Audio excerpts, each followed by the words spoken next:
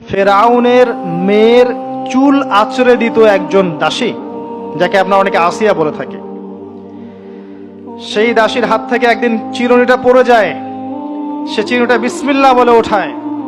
ফেরাউনের মেয়ে শুনে ফেলে, বিসমিল্লাহ আবার কি? আমার বাবা ছাড়াও তোমার কোন ইলাহ আছে? সে বলে, হ্যাঁ, আমার আল্লাহ একজন ইলাহ আছে, সে আমার ইলাহ, তোমার বাবারও ইলাহ। ফেরাউন এটা শুনে ফেলে। তেল গরম, কড়াই গরম করে তেল সেখানে ফুটানো হয়, এখানে তাকে নিক্ষেপ করে হত্যা করা হয়। আসিয়া মৃত্যুর আগে সে আল্লাহর কাছে দোয়া করেছিল, আল্লাহ আমার জন্যে তোমার জান্নাত, তোমার পাশে একটা জান্নাত, একটা ঘর নির্মাণ করো, আর ফেরাউনের এই আযাব থেকে আমাকে হেফাজত করো, বাঁচাও। আল্লাহ পাক ফেরাউনের দাসী আসিয়ার জন্য জান্নাতে ঘর নির্মাণ করেছেন। সেই ঘর থেকে ঘ্রাণ আসছে।